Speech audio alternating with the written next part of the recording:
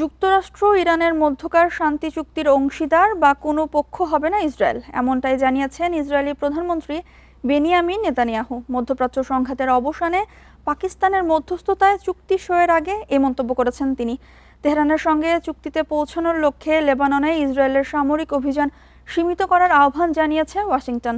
এই মার্কিন আহ্বানকে কেন্দ্র করে গত কয়েক সপ্তাহে মার্কিন প্রেসিডেন্ট ডোনাল্ড ট্রাম্পের সঙ্গে নেতানিয়াহুর বিরোধ তৈরি হয়েছে। তবে ইসরায়েলের প্রতিরক্ষা মন্ত্রী বলেছেন, ফিলিস্তিনি ও লেবাননের ভূখণ্ড থেকে সৈন্য প্রত্যাহার করা হবে না। একই সাথে যে কোনো হুমকির বিরুদ্ধে ব্যবস্থা নেওয়ার ক্ষেত্রে ইসরায়েল তার স্বাধীনতা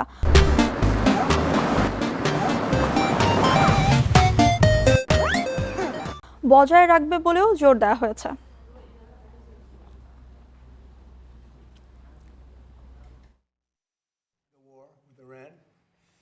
As soon as we sign, which could be soon, very soon, maybe.